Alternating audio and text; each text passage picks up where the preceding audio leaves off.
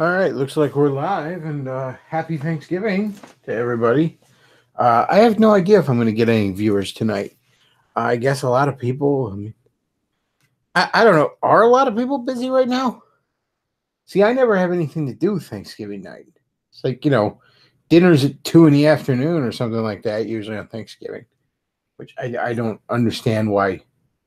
And it's not just like my family. Most people seem to eat really, really early on Thanksgiving for some reason. But like, then what? I mean, then what the hell you do? You know, you just stuck with the evening. It used to be nothing was open Thanksgiving evening, so you couldn't go anywhere. Now there is shit that's open, and it's a fucking madhouse, so you can't go anywhere. And nobody seems to be online. Nobody is out there. Like, it's okay. I got a couple people in the chat. I wasn't sure if this would be a ghost town or something. I really don't like this holiday. I never have. I don't dislike it like I used to. It used to be just. I used to think it was just shit. I got a better group of family that I go with. That I meet up with this year or these past several years, so well over a decade now, I guess. And the food's a lot better. That's a big one for me. But man, growing up, I hated this holiday. Ugh. And I mean, I hate most of the food that's served. I don't like a lot of that kind of country kitchen style of food. I just don't. And I hate football. Oh man. Last year, I guess with all the controversy, nobody wanted to put the game on. Which was nice. I was watching, I think there was like a Jurassic Park marathon. And, great movie. I'd much rather watch that than fucking football. But this year, I guess the football cucks have had enough of their boycott. And they got to go back to their football. Because certainly, at least in my anecdotal evidence this year, it was more popular again. And man, is it just so fucking boring. Sitting there trying to watch it, I'm like, this is just so ungodly boring. How is this so popular?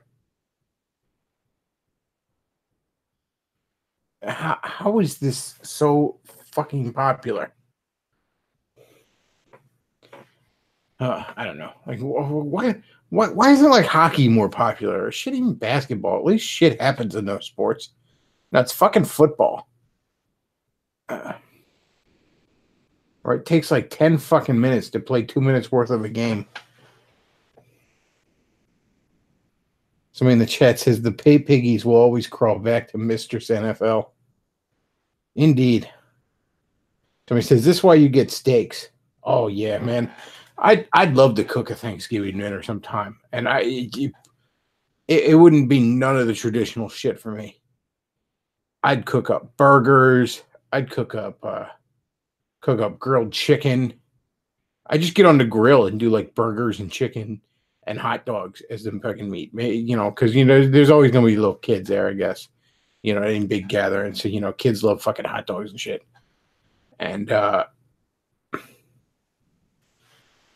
yeah, I wouldn't have any of the traditional shit. Although, in all fairness, like I said, where I go, it's not a lot of traditional stuff. And I love it. I mean, there's the traditional crap there that sucks. But there's like garlic butter mushrooms, stuff like that. Good shit. Oh, and the one lady who goes there, and this is like a group of relatives. I don't even know exactly how they're related to me. It's like they're cousins of some sort. It's like the lady of the house is my dad's cousin, I believe, just straight cousin, not first removed or something like that. But anyways, her daughter-in-law brings this fucking cheesecake there. That is the best fucking cheesecake I have ever had in my life. And I can get it nowhere else. Nowhere else in the world have I encountered this fucking cheesecake. I don't know how to describe it. It's like the taste is like halfway between. It's like whipped cream flavored cheesecake, I guess is the way to describe it. It is so fucking good. Oh man. You know, like I had my dinner and then everyone's like, is everybody done? Does anybody want more helpings? And I'm like, I'm done till the cheesecake's here. Like that's pretty much why I showed up. Uh,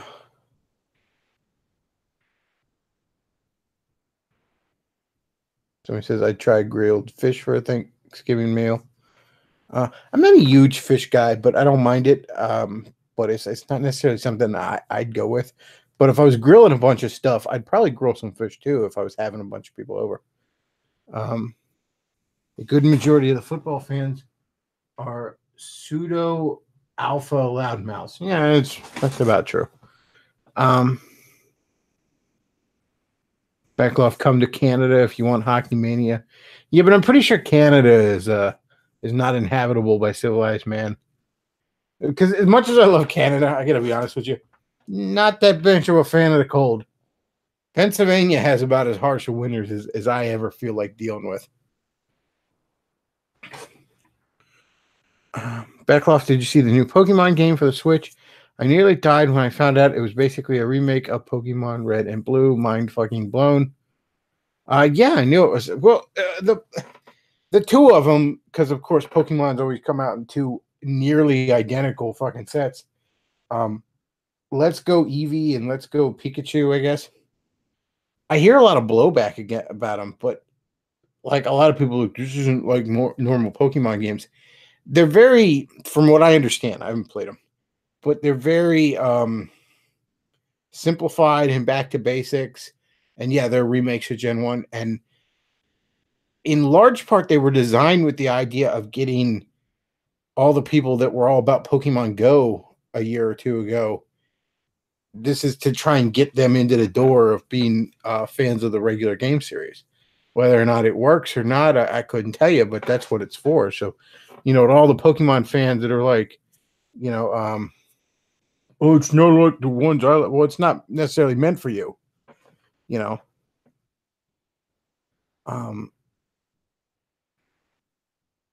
be like a comic book fan, like me, complaining that, oh, the kid line that Marvel or DC is doing, the Marvel Adventures line it's all written for kids. Well, yeah, that's what it's fucking written for. What do you expect?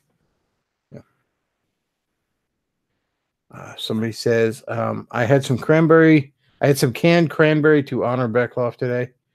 Yeah, that's the type of cranberry sauce I like. I don't like the relish, like the cranberry relish they serve. I should say I don't like it. I mean, I'd eat it. Like if it was served to me, if it was the only option, like here, eat this, not be rude, I'd eat it. I like the fucking cranberry jello that's like shaped like a can still when you slide it out. That's the good shit.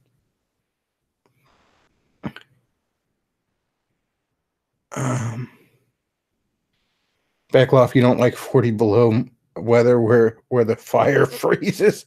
Yeah, I'm not a fan of that.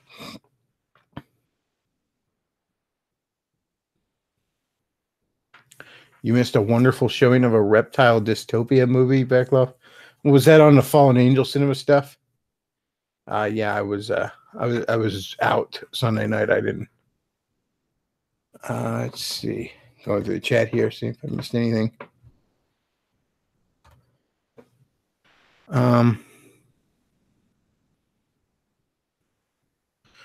Somebody says, I promise the world when I have my own family, our Thanksgiving dinner will be turkey, steak, thick sliced bacon, seasoned rotisserie chicken, ooh, mashed potatoes, yeah, I like that, broccoli, like me some broccoli, cauliflower, and refried beans. Yeah, I could do without that. Oh, the one thing is, when you get there before dinner serves, she puts out like a really nice vegetable platter with like this kind of ranch house dip or whatever. Good stuff. I heard Blair White was detransitioning and completely disappointed that he and was completely disappointed that he wasn't going back to being he. Yeah, so Blair White put out this video. I didn't watch all of it because life's too short. But Blair White put out a video because I just wanted to figure out what was going on. And then when he, and I think I can get away with saying he too without YouTube coming down my throat because he's detransitioning. Anyways, he just said he wants to have kids, so he's going off hormones to make it possible to have kids again, to father a child. Cause I guess you can't really father a child when you're on. I don't know how a lot of that shit works. I know a lot of times they can't even get a real erection when they've been on that shit for so long.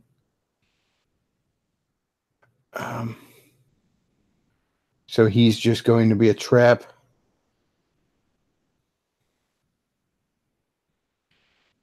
Grilled salmon is nice. Yeah, like I said, not a big fan of fish. I'm more a fan of all the like shellfish. I like you know, the seafood that's not all that good for you. I like crab and lobster and shrimp and all of it. And calamari's good. Calamari's great. Just regular fish. I mean, some of it's not bad. It's just it's one of those things where it's like I don't despise it, but I just meh. Oh, and I hate when it really stinks up the kitchen when you cook it.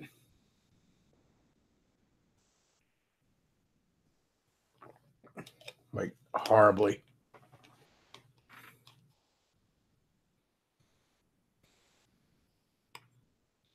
Somebody says the new Pokemon game is a remake of Yellow, not Red or Blue. Like there wasn't really that much difference between Yellow and Red and Blue. They are simplified compared to the newer games, still more complex in Gen 1. Yeah, Yellow is not that much different. The only difference really that I know of is that it forces you to pick Pikachu as your starter, and then it incorporates a lot of elements from the cartoon into it.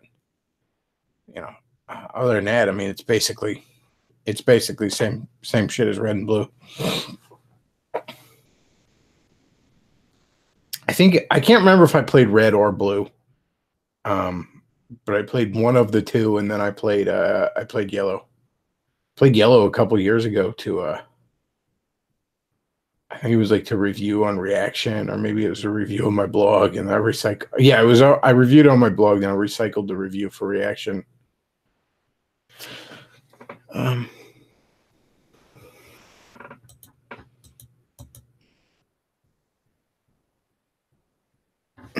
says it sold faster than Odyssey and Breath of the Wild. Yeah, I heard in the first week it sold 3 million copies. I mean, of course, it's also technically 2 games, or sort of 2 games. So I have to wonder how many hardcore fans bought both of them. Was very pleased to read up on the butthurt later. Yeah, there's a few Nintendo groups I'm in, like on Facebook, and there's just tons of people that are just bitching about it. It's like, then don't fucking play it. I'll be honest with you. I found the bitching about Metroid Federation Force really cringy a couple years ago.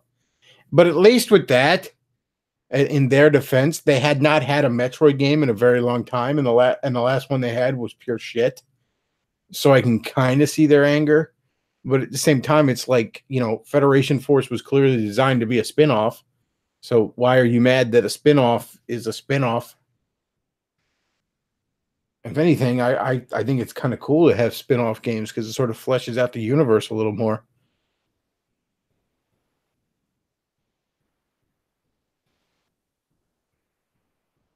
Somebody says, I bet Bill Maher is eating a Hungry Man dinner by himself now he can't go to the Playboy Mansion. Oh, I'm sure Bill Maher just did a line of coke and fucked a hooker and then cried himself to sleep. You know, basically, this Thanksgiving was just another Thursday to him.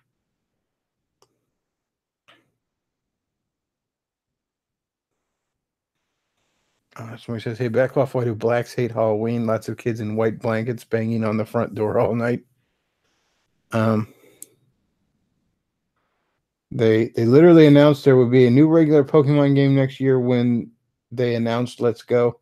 Yeah, again, I don't understand the anger towards it. If it's, you know, if it's something you think is too simple, too kiddie pool a version of the game series for you, then don't get it.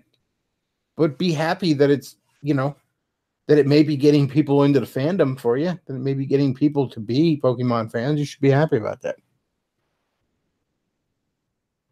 It's really not a spinoff. Yeah, I know Let's Go isn't. I was talking about Federation Force was a spinoff.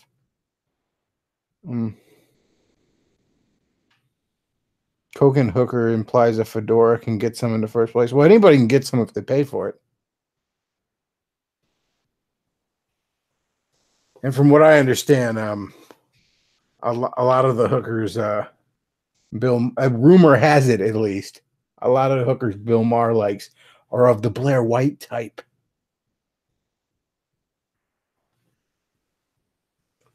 He's a fan of that boy pussy.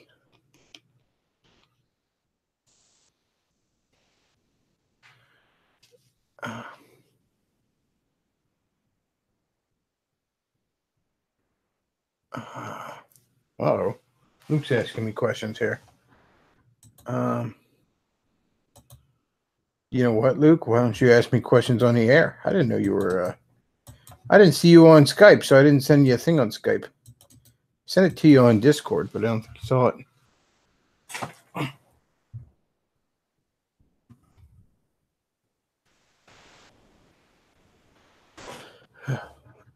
He's asking me, in the first Hellraiser, was there a greater point to the Scorpion monster?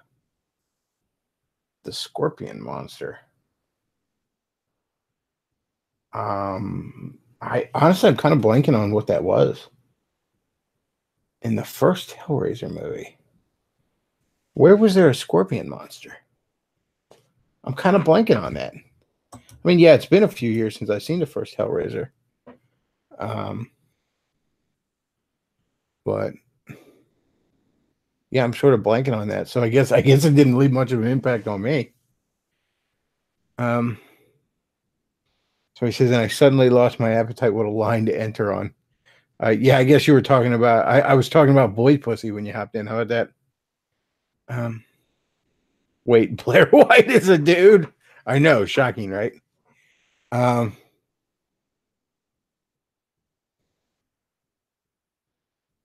Let's see. I've seen enough that I'm not sure anything can make me lose my appetite at this point. Huh.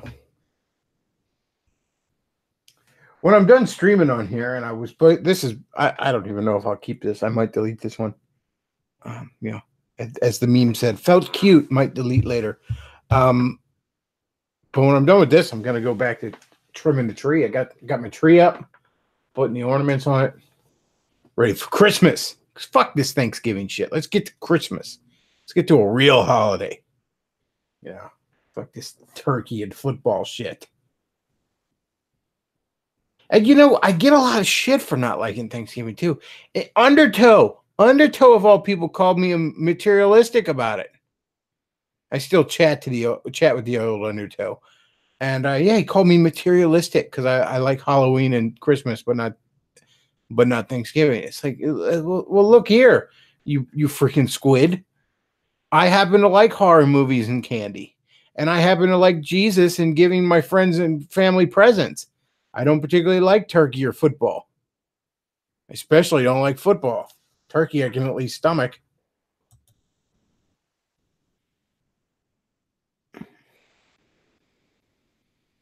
Yeah, I get a lot of shit. Oh, materialistic. Like, I just don't like it. Like, everything you do on that holiday, I don't particularly like doing.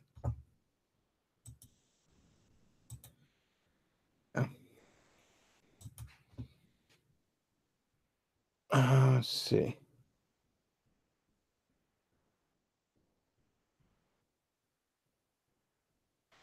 Somebody says, seeing the underside of Movie Bob's scrotum would make you lose your appetite. And then somebody replied, what are y'all talking about in the chat? Well, I'm not paying attention. Man, I take my eye off y'all all for a second and look what you're talking about. Somebody says, since nobody's seen Bob's scrotum in a decade, it would be novel, if nothing else. I don't know how to respond to that. Somebody says, I thought Blair White was a blow-up doll that came to life. No, you're thinking of Shoe on Head.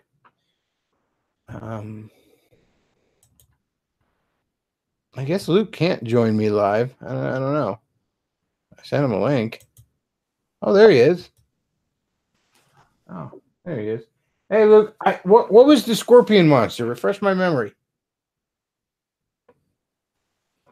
Luke's here with us in spirit.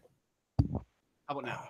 There you are. What was the scorpion monster? Refresh my memory. It appeared in two places. It first appears where the girl first opens the cube and the walls open up, and she goes in here, seeing like weird things. But all of a sudden, she looks down a hallway, and this giant scorpion monster crawling from the ceiling is running towards her. And so she nearly escapes from it before the doors close and the Cenobites show up. And then it appears at the very end, after all the Cenobites go away, the cube opens up on the corner, and the monster charges at them at the front door. Yeah, I'm kind of remembering it now, but I don't. If it does have any more significance beyond that, I don't know. Yeah, I guess it was kind of no significance when it turns out that one of the recurring characters is a flying demon monster. And hell, I even read the book, and I don't remember anything about it. Because I was about a scorpion guy. Yeah, I was wondering if there was some more symbology to it or something greater connected to that, but maybe it was just there because it was a cool practical effect. It might have been, and I don't know. Maybe Clive Barker looked up some weird symbology about scorpions in a book somewhere, and he was like, "We're going to put that in a movie." Yeah, but whatever it might represent, I don't know. Yeah, what was that? That movie based on that. I can't think of it. Like, you know, that introduction that Mr. America uses for insanity on the internet. Like, I'm not insane. Yeah, it's In the Mouth of Madness. Great. Yeah, one of those that looks like a monster that belongs in the Mouth of Madness. Yeah, it kind of does. But I guess it was just a practical effect, but I was curious. Mouth of Madness, great movie. Honestly, what the hell? John Carpenter's so-called Apocalypse trilogy. I kind of think The Thing is the weakest one. It's like the most popular and the most beloved. And don't get me wrong, it's a great movie. But Prince of Darkness and In the Mouth of Madness are kind of far more interesting films to me.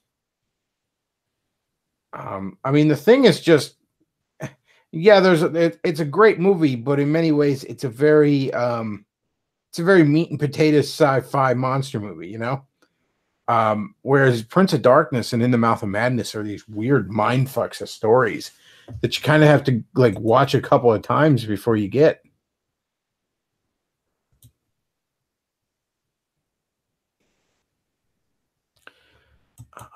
Man. So how was your Thanksgiving, Luke? Did you do anything? I know you're kind of living far away from family right now. Yeah. Hold on, my speaker's messing up. Okay, now. Yeah, you sound all right. Yeah, my Thanksgiving was...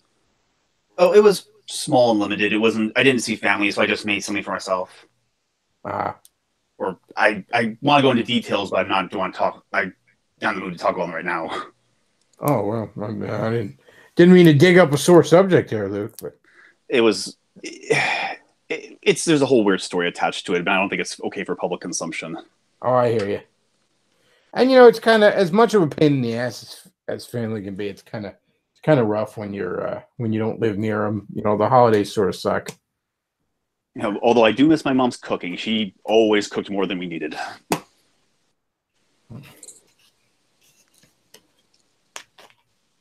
It's funny. A couple of years ago for Christmas, I was at an aunt's, like not the one that not the cousin of my dad that does Thanksgiving, somebody else.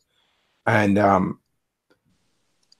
she again, you know, that country kitchen food that everybody makes, and I don't particularly care for. Plus, she had kind of botched it by her own admission. So I was just sort of being like polite and like, oh, I had some of the mashed potatoes and that was it. And then I was like, oh, I'm just not really hungry. I ate a lot of junk, you know, a lot of cookies and candy and shit because it's Christmas and stuff. And then when I was done there, you know, I was riding home with my dad and I was like, I'm stopping at Sheetz. He's like, why? I'm like, because I'm starving. So I sat there, got a quesadilla, and I'm sitting there eating. He's like, this is sad. I'm like, why? He's like, we should be having a family dinner. I'm like, I guess. I'd rather just eat something that's good. I'm I do sitting here wish with though. you. I got good company with me, and I got good food. I don't know. The whole. I'm a little out of sync with a lot of people in this circle of the internet, and probably a lot of my audience. That Norman Rockwell painting of the the famous Thanksgiving Norman Rockwell painting that you see parodied a million times with the big turkey and everybody's gathered around the table and all, and I'm like, yeah, like that sort of home style traditionalism and all. It doesn't really hold a great deal of appeal to me. I understand that it does to a great number of people. I understand why. But I'm not most people. You like this version though. Yeah, that's again parodied a million places. But I'm not most people. So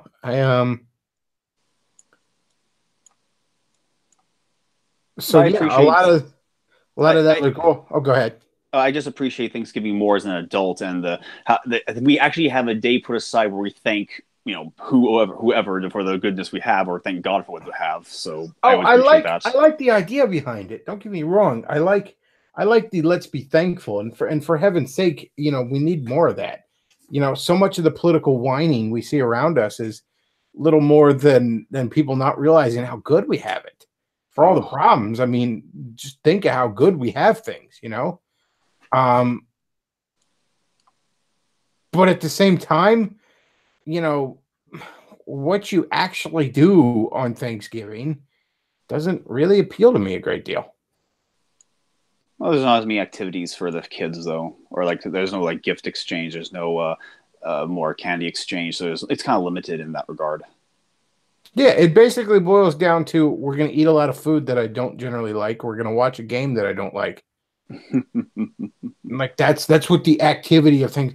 Even now that now that stores are opening Thanksgiving evening and stuff. I mean, I'm you can't get near the damn places.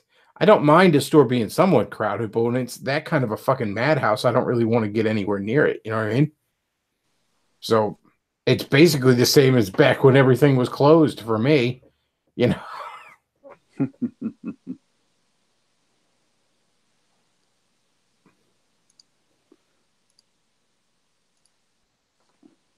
Like I said, I don't have that same I don't know. I don't have that same kind of a love of the simple life and tradition and all that so many on the right seem to.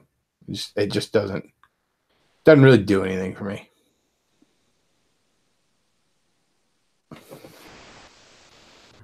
Oh yeah, this year I discovered a Thanksgiving song I never heard of before. Ever heard of Alice's Restaurant? I don't know. It sounds familiar, but I can't place it. It's not a song so much as it is like it's like a long elaborated story about it ultimately is about how to get out of the draft, but it's ultimately a long convoluted story about how this man helps his neighbor get rid of all his garbage and he got in trouble for that, and so he created this whole convoluted argument about if we all unison sing you can get anything at Alice's Restaurant, everyone will think we're crazy and like completely avoid the draft. Let's see. I'm going to the chat here a little bit. Somebody, Winter Exiles, because I never name people in the chat. Everybody busts my balls about that. Winter Exile says, I watched an interview with this porn actress on YouTube. It made me hate porn. Her first scene, she broke her hymen. Ew. And she's engaged. And the guy who broke her hymen on set wasn't her fiance. So she was a virgin when she started doing porn? And married? Engaged, apparently. That sounds fucked up. That does not sound right. Yeah, I don't know. That doesn't even sound like that would make a good porn. Like, I don't know. I've deflowered a couple of girls back in my day, and it wasn't the sexiest of experiences. It was kind of more awkward and a little, like little painful for the lady. So he says new Spider-Man cartoon movie, Spider-Verse. Yeah, I enjoyed the Spider-Verse comic story. Then again, I kind of like Spider-Man. I'm a sucker for multiverse shit. And the Spider-Verse cartoon movie looks kind of good. I just wish it didn't focus on Miles so much because he's just not that interesting a fucking character. So he says another porn actress talked about how her dad molested her when she was 6. Yeah, Julie Wood exploits these broken people. Then Winter Exile says, I play Custer's Revenge on Thanksgiving, and someone's like, you go on a porn rant, and then you say you play a porn game, and he says one is true and the other is a joke. Honestly, though, I know it's quote unquote X-rated, but would you consider Custer's Revenge a true porn? I mean, is anybody jerking off to Custer's Revenge? You got some weird taste. Well, there's certainly someone. I'm sure someone is, but. Oh yeah, have you seen the trailer for the Morales Spider-Man movie, or the multi-dimensional movie, I should say? Yeah, we were just talking about that Spider-Verse. Yeah, it's I liked the Spider-Verse story, and right now in the comics there's a sequel to it called Spider-Geddon, which it's so weird because like, and it's not that far-fetched, but basically like Doc Ock, who is in he's in like a cloned Spider-Man body now. He's sort of taken on his own version of Superior Spider-Man, and is leading one faction of spiders against the villains called the Inheritors. Miles is leading another. Peter is actually like he's as this storyline's going on, he's actually caught in a battle with one of these Inheritors, they're called. And they're these interdimensional energy vampires that drain the life force out of creatures. And they especially can drain the life force out of what's called totems, which is basically people that take on basically the superhero equivalent of otherkins, which I guess you could call Spider-Man. And they especially feed off of the spider totems. So that's why the first story, they were going from universe to universe, draining the life force of any Spider-Man, woman, or pig they could find. And their weakness is radiation. Like that fucks them up really bad. And the whole time, like these two factions in this current one, the sequel Spider-Geddon, like Miles and Otto are arguing how to go about it, and they're getting armies of alternate universe spider people on each side, and they're like, how are we going to go about this? And now they're sort of working together, and the whole time I'm reading this, I'm like, y'all are fucking retarded. Like, and don't get me wrong, I can kind of understand this because Miles is just a dumb kid who shouldn't be leading a faction, and Otto lives the former Doc Ock, he's an arrogant bastard, and he lives 3 feet up his own ass. So it's not necessarily out of character for them to miss this, but I want you to think about this, Luke. They feed off the energy of spider people in particular, and they're weak to radiation.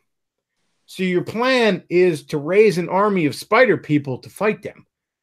You might as well be offering them a plate of snacks. All right? And remind me, was the original spider, like Spider-Man radiated? Or like exposed to chemicals? That's actually the first time Spider-Man ever encountered one of these before we found out they were interdimensional. It was in a story called Coming Home. It was JMS's first Spider-Man story. And the way he defeated it was he actually gave himself a serum that increased the radiation levels in his blood, which he was able to handle. But then when Morlun was the guy's name, or Morlun, or I don't know how to pronounce it, tried to feed off of him, it was poison. So anyways, they actually, in between the Spider-Verse and Spider-Geddon, they had trapped these people in a universe where the whole world had been destroyed in nuclear war. So they just threw them because Peter is a big fag and he can't kill people, so we have to figure out a way. So they threw him in this fucking bunker in this universe, and we're like, hey, you're free to go, you're free to leave the bunker whenever you want. You'll fucking die, but well, anyways, they get out of there. So I'm reading this story, this Spider-Geddon. It's a fun story, but I'm reading it. I'm thinking again, you're raising an army of spider people to fight these guys. there's a character in the Marvel Universe called oh man, I'm break. The character's name is the Radioactive Man, not to be confused with the one in The Simpsons. And he's just that. He's this guy. He's this Chinese dude, actually, who he's always like glowing green, and he can just manipulate forms of radiation and project them in blasts and stuff like that. Go get that guy. You don't even have to go to parallel universes. Or you know what? Or you could just go to parallel universes and get like a dozen of that motherfucker, you know? Or you know what else I would, now he's a villain, so maybe he doesn't want to help. I don't know. You know what else I might do? Why don't you get some like uranium bullets and arrows and get yourself an army of interdimensional Frank Castles and Hawkeyes and have them fight this fucking war for you. It's let's see. It's a fun story though. Most of what Marvel does is shit right now, but this is a decent story. I am inherently a sucker for I like Spider-Man and I like multiverse storylines, so this kind of shit's going to be right up my alley. But it's a fun story. It's not a lot of fun comics anymore, but so yeah, like don't use their weakness against them. Try to fight them by offering them delicious snacks.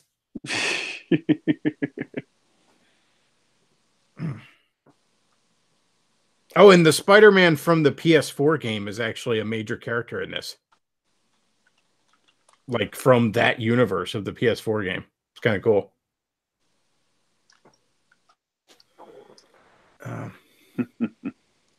So yeah, that's what I'd do. I'd try and get, and they got this big lab that Otto's working in. You could I'm sure you can get your hands on enough uranium. Okay. I'm sure Otto's got connections to fucking AIM and Hydra and shit like that. Just get yourself some uranium bullets and then gather up like a dozen fucking Frank Castles.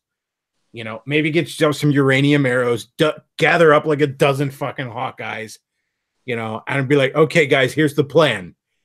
You guys go shoot those motherfuckers. And that's the plan. And like, there you go. Problem solved. Now, of course, Miles is being a big old faggot and like, oh, we can't kill him. We have to go try and imprison him again because, oh no. Like, get the fuck out of here. If there's one thing I don't like about superhero comics, it's the amount of it's how like all or nothing people have to be about the no killing rule. Like everybody is either like a bloodthirsty asshole, like let's be like Frank Castle. This guy sold some weed on the street corner, so I shot him 17 fucking times. Or you got to be like, fucking Spider-Man, where it's like all life has value. Like that kind of gay shit. Or the DC version is Batman. I can kind of see it now. A lot of writers have written Batman in that it's just a line he won't cross himself. Now, some writers write him as the all life has value faggot. But I can kind of understand wanting to have that line. Like if you're operating outside the law to begin with, and let's say you have some sort of tremendous power about you, not necessarily Batman, but I mean, Spider-Man can bench press a Ford F-150 and not break a sweat, and then you get to somebody like Superman levels where, damn near, you could basically damn near take all the rest of the superheroes out,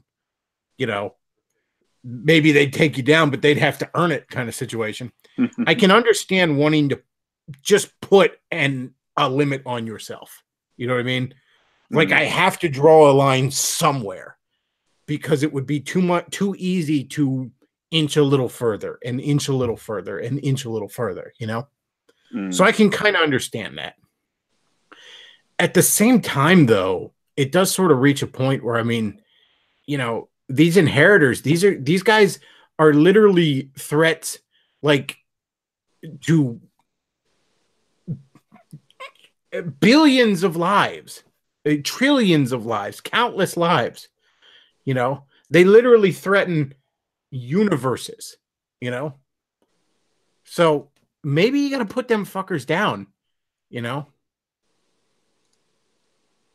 Well, I always liked Wolverine. I always liked Wolverine because Wolverine's perfectly fine with not using lethal force or using lethal force, depending on maybe how his allies feel about it at the time or just the situation. Maybe if I'm breaking into a Hydra lab, I don't have to kill every fucking Hydra soldier. I can just let Shield take a bunch of them or something, Maybe I don't have to stab the janitor with my fucking adamantium claws just because he was, maybe it's not so black and white. Maybe I don't have to kill every motherfucker that pisses me off all the time. But at the same time, on occasion he's like, well, you got to go, buddy. There's a line in the Maximum Carnage storyline where Venom is about ready to kill Carnage, right? And Spider-Man leaps in to save Carnage's life and starts giving Venom this sob story about how Cletus Cassidy was abused in the orphanage and all life has value and all this gay shit. And while he is pleading for Carnage's life, Carnage attacks Spider-Man from behind. And I don't remember the exact line. I don't have it in front of me, but it's something to the effect of, like, even I don't believe that gay shit. like Spider-Man is pleading for this man's life, and this man responds by calling Spider-Man a faggot, basically. That's why I love the Maximum Carnage storyline. I mean, yeah, it's a bunch of over-the-top 90s goofiness, but at its core, it really does kind of take the piss out of Spider-Man's no-killing policy. In a way that isn't like shitting on the character. It's just sort of, taking the piss out of it a little bit.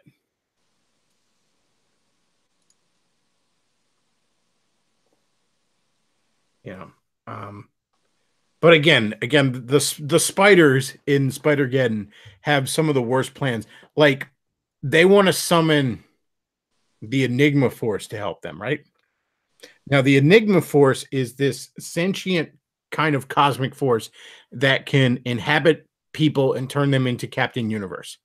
And when you're Captain Universe, you just have the laundry list of cosmic powers. You have energy manipulation, flight, invulnerability, all the whole 9 yards, right? And interestingly enough, even in the regular Marvel Universe, Spider-Man had the Captain Universe power for a little while. Well, during the Spider-Verse story, there was one Spider-Man who had the Captain Universe power permanently, right? And he was going to be their secret weapon. But the problem was Captain Universe, the Enigma Force only works in its home universe, right? So if you're Captain Universe and you travel to another universe, you've lost that Captain Universe power, right? Okay. So they had to get the inheritors onto this Earth so the Captain Universe guy could fight them, right? Mm-hmm. Well, the one inheritor dude, because they drains life force and Captain Universe is just life force, cranked up to a billion. He made short work of fucking Captain Universe Spider-Man. He just bent him over like a bitch and killed this guy, right? So now in Spider-Geddon, they're like, you know what we should do? We should summon our universe's Captain. Like, why are you coming up with these terrible ass fucking plans? Their fucking weakness. Go get some plutonium and hit him over the head with it. I mean, seriously, that'd be my plan. I'm going to shove a plutonium rod up each one of these cocksuckers' assholes. That's my plan. I'm going to go get that Asian motherfucker, Radioactive Man. I can't remember the guy's actual name. I'm going to get him, or you know what? I'm going to call the Avengers, and I'm going to be like, how many Avengers can produce radiation? Like, how many you got, right? Send them over. Can you send them over for me? Like, all of them. All right, just all of them. Send them all over. All right. Send them over,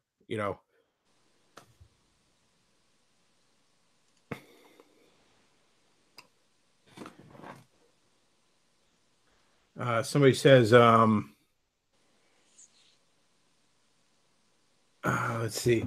Bechtloff, there is a classic scene where Peter betrays Venom and strands him on an island, and as he's walking away, someone says to him, Captain America would have found another way. And Peter just says, "I'm not Captain America." And it was this really sullen, sad moment as he walked away, but it defined Peter. He's a flawed human and sometimes makes mistakes, but he does what needs to be done. And these inheritors are worthy of a bullet. Oh yeah, they're scum. They're fucking scum. The inheritors are absolute garbage.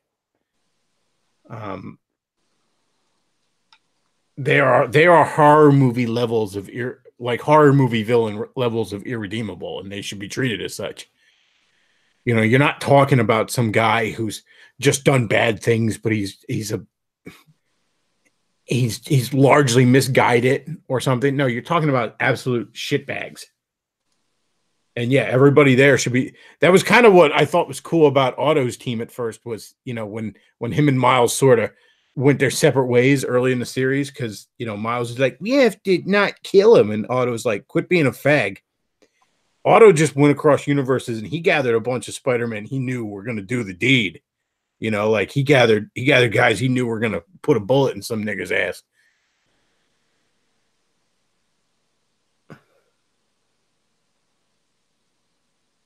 Somebody says they're cannibals. They're actually cannibals. Yeah, they are when you think about it. So he says, note that it takes this level of geekery. Note that this level of geekery is what it takes to get Bechtloff to stop bitching about the Catholics for a few hours. I don't bitch about the Catholics on every show, just most of them.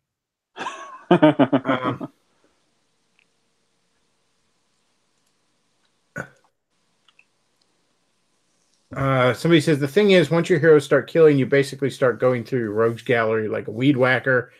That is the biggest problem. And like I said, there's something of a middle ground. I mean, Wolverine's willing to kill people, but Wolverine still has recurring villains. There's ways around it.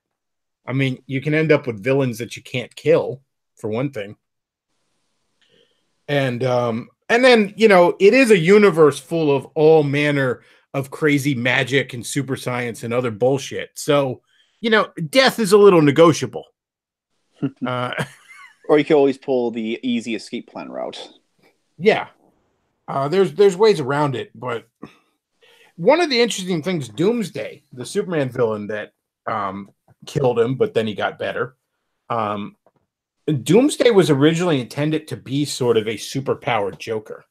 Because, you know, one of the problems with a guy like the Joker ends up being, well, why is it impossible? Why is it impossible to keep this guy who's 90 pounds soaking wet? Why is it impossible to keep him locked up?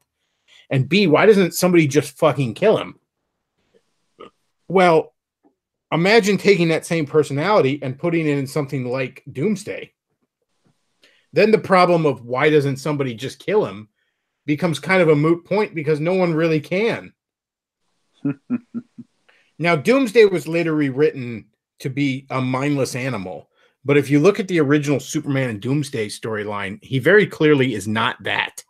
He's not just a mindless rage machine. There's actually a moment when he first, like his little like prison pod crash lands on Earth and he breaks out. There's a moment where he's just standing there and he holds out his hand and a bird lands in it and he crushes it and then he laughs. That's not a mindless animal. I don't care what you say. That's obviously not a mindless animal. In fact, he's frequently laughing throughout that story arc as he's doing all this damage. Like, he very clearly is not just a brainless beast. There it is. And, yeah, exactly. That is obviously not a mindless rage machine. So the idea was originally Doomsday was pitched as an escapee from a a cosmic insane asylum. And this is actually one of the first cases, I shouldn't say first, this is one of the an early somewhat case of political correctness ruining comics, because a bunch of mental health advocacy groups complained and said, you can't be showing crazy people being crazy. That just makes us all look crazy. And so they changed it to, oh, Doomsday's just a mindless beast. When he would have actually been a much more interesting character if he'd have just been the Joker with Superman level fucking strength. That would have been interesting as shit. Because again, you could do those classic Joker type stories. You could do it with a character like Superman that's really not used to having to deal with that shit. takes him out of his comfort zone. It's sort of like Carnage to Spider-Man. And you sort of sidestep the elephant in the room of why doesn't somebody just kill him? Well, because he's fucking Doomsday. You got any ideas on how to do that?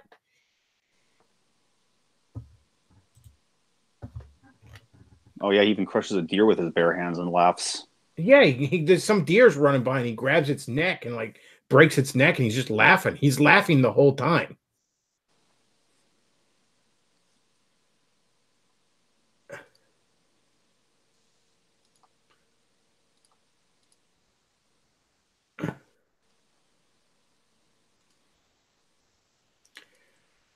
Let's see. But yeah, it's a shame. It's a shame they didn't have Doomsday be what he was originally intended. That could have been very awesome. Because if he's just a mindless rage beast, the other problem with him is then the only intimidating thing about him is his power level, right? And the problem with a villain like that is I like to call him your oh shit villain. You know what I mean? Where they show up and, you're reading it, you're like, oh shit, but the problem with a villain like that is that oh shit factor diminishes each time they show up. You know what I mean? The first time Galactus shows the fuck up, it's like, oh my God, it's Galactus, this godlike being who wants to eat the world. But after he's been chased away by superheroes a million fucking times, it's like, it's no big deal. It's Galactus. The fucking X-Men or the Avengers will show up and chase his ass away.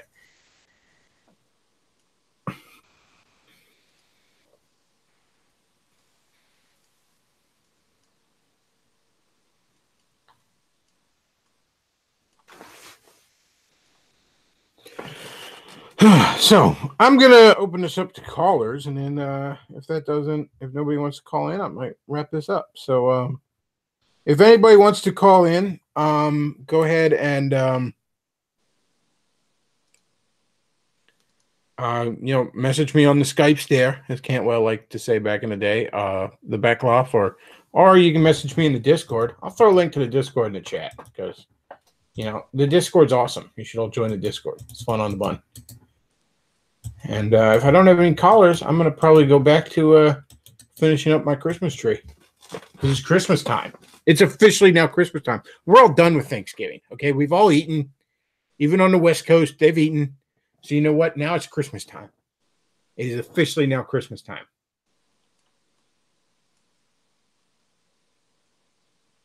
Let's see. Looks like somebody wants on.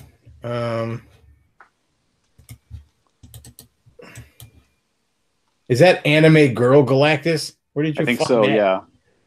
Yeah. Under Galactus Google search. That's something special.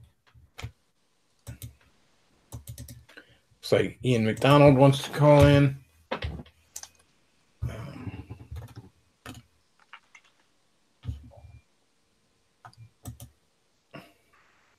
Oh, it's Galactica.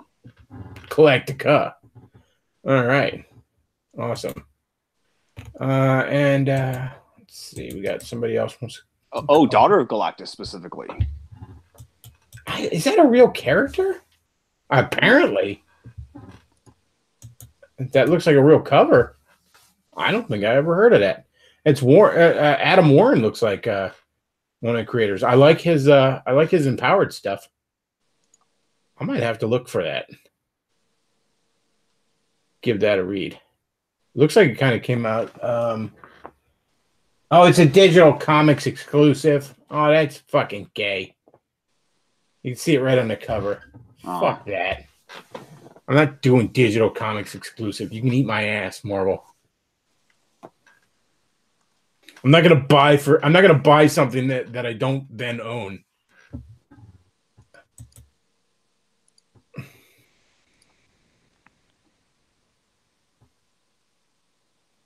Let's see. Somebody says, I'm going to bed. Night Bechtloff. Huh? Going to bed? It's not even 10 o'clock. What are you doing? Somebody says, so Bechtloff, thoughts on the Red Dead Redemption controversy and it hitting mainstream media? What is the controversy? I don't. Someone had a picture of them punching a woman. Oh, that one, yeah, when he punched the suffragette. Yeah. Suffragette. Yeah, that was kind of cool. I haven't really been following it that much. I don't have a great deal of interest in that game. I'm not even that huge of a Grand Theft Auto type guy, so Grand Theft Horse isn't really up my alley. But yeah, I didn't know that that's been picking up steam. I thought that kind of just petered out. Ian McDonald is making sweet love to his mic over here, I see. Yes, it is quite lovely. So he's saying the feminist thing. Bechtloff, you need a PS4. What do I need a PS4 for there? I mean, if you want to buy me one, feel free. But other than Spider-Man, what do I need a PS4 for?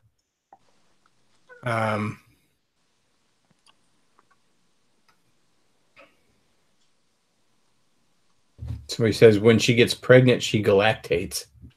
That's a clever wordplay there. Caller, what's on your mind there? Oh, hey, man. Yeah. No, I was just listening to you talk about the stuff that's going on with the Spider-Verse, with Spider-Geddon.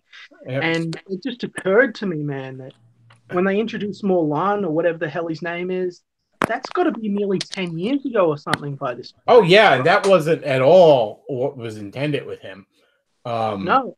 But it does kind of fit. It is one of those recons that kind of fits and did sort of elaborate on him. But yeah, the original Morlan or whatever story, that actually won an Eisner, if I'm not mistaken. That was really, really good. It wasn't a bad story at all. It was just really like, okay, he's this character that he was, like you said, a retcon, and he didn't have a costume really, like he was just walking around in sort of a suit. And he was like this new addition to the Spider-Verse. I think of him as like a new up-and-comer still. That's how out of touch I guess I am. And now we've got this huge event going on, right? This huge level event, 2 of them, that's based all around these characters. And I just feel like it's taken Spider-Man so far away from the core of what Spider-Man was that it's... I'm never bothered by that. A lot of people will be like, oh, this is but Spider-Man is such an amazingly versatile character. He's truly the kind of character that to me he seems just as much at home beating up a mugger in an alley as he does fighting space gods with the Avengers and the Fantastic Four on the other side of the galaxy. Like he literally, because he's such an everyman. A lot of people think you have to keep him down to earth to be the everyman, but it's actually a lot of times the more outlandish the situation, the more his everyman appeal shines through. Well, yeah, exactly. And he's got that Silver Age appeal where, like you said, like he can fight alien space gods or something weird or wacky or crazy can happen, or it's just enough for him to sort of be trading blows with the Scorpion this week. Yeah, it's the sort of guy, it's like he doesn't seem out of place fighting alongside the Punisher, and he doesn't seem all that out of place fighting alongside the Silver Surfer. Yeah, but it makes me sort of think that, like, okay, these are characters that are now entrenched in like 2 major events, right? With Spidey. So that means, like, what is the next cartoon that's going to come out feature Morlan and the Inheritors as villains? I don't know. For all I know, this Spider-Verse cartoon does feature them.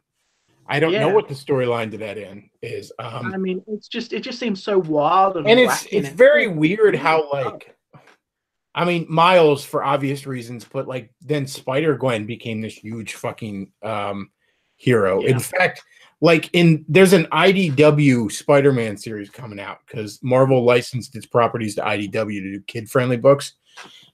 And in this universe, Peter Parker, Miles, and Gwen Stacy are just all spider people and just all existing in the same universe fighting alongside each other. Which it just seems like there is an element where it's sort of become more, I don't know, how should I put this? There's an element where Spider-Man's rapidly just becoming an action figure. He's just becoming, he's not a character anymore. It's the Spider Rangers.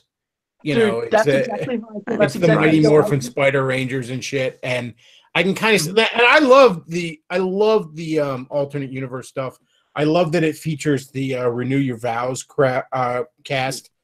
I thought it was actually a really powerful moment in Spider-Geddon when the Spider-Man's daughter from the Renew Your Vows universe and Spider-Man's other daughter from the Spider-Girl universe kind of meet, because the girl in the Renew Your Vow universe is the younger daughter that Spider-Girl never had, because Yeah, in the because Renew Your Vows universe, that May died right after childbirth. She was stillborn. So when that Peter and MJ meet Spider Girl, that's also kind of a powerful thing, because they're meeting a nearly grown up version of a daughter they had that was stillborn. So Yeah. it was really good stuff. But there is sort of an element, I mean, where you got I don't know how to put it. Like I'm looking at like the action figures of like the current Spider-Man cartoon, I think, and you see like Miles Morales Spider-Man, but he's called Kid Arachnid in the cartoon, and there is sort of an element of like just 40 spider people inhabiting the same universe, and it becomes, like I said, just the Mighty Morphin Spider Rangers. Do you remember the 90s Batman animated series toy line? Vaguely. I didn't think I had any of them, but I kind of remember it. That's what I feel Yeah, like. Kenner That's what I feel released. Spider-Verse is. You know, it's just they've made Spider-Man into this. Just literally, they throw a little costume alteration on him. And it's everywhere. I mean, people complained about the Clone Saga having too many Spider-Men. There were like two or there were like technically four, a couple of villains. And now I'm picking up books that are just full of Spider-Man, and I'm not feeling it. I'm not feeling it. I really feel like they're jamming too many of them in the main Marvel universe. There's no reason for Miles to exist in the main Marvel universe. Yeah. There's no reason for Gwen Stacy, Gwen to constantly be hanging out in the main Marvel universe. Like Web Warriors was kind of an interesting book because it was in the aftermath of Spider-Verse. It was all these, they were trying to clean up a lot of the Inheritors mess and stuff like that. And it was kind of interesting because, you had alternate versions of these characters all sort of hanging out.